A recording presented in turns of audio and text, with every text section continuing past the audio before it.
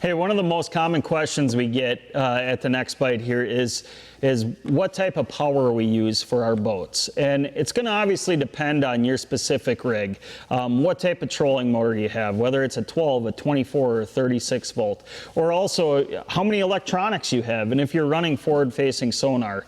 But one of the things over the last year and a half, and we tested them a lot last year, these Amped lithium batteries right here. The thing I like about them, they're heated, they're Bluetooth capable, so you can monitor how everything's doing, how they're charging, things like that.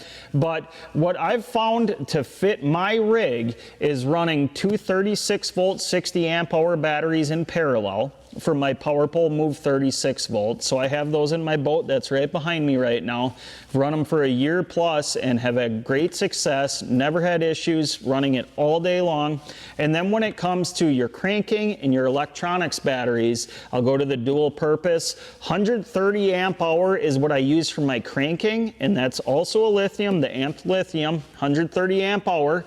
I'll run my motors off of it. I'll run my bilges, my recirc and pump out for live well, all those things on that 130 amp hour. And then I run this big dog right here, the 180 amp hour for all of my electronics. So everything electronics wise is on that 180 amp hour battery. So 4 big graphs, 2 active target, 2 XL boxes, all on that one battery. So Amped lithium, if you're in the market for lithium power, these things are phenomenal, and you have all that Bluetooth capability. They're heated, so you don't have to worry about cold temperatures up in the north, but everything you need with Amped lithium, no matter what your setup is going to power your boat all day long.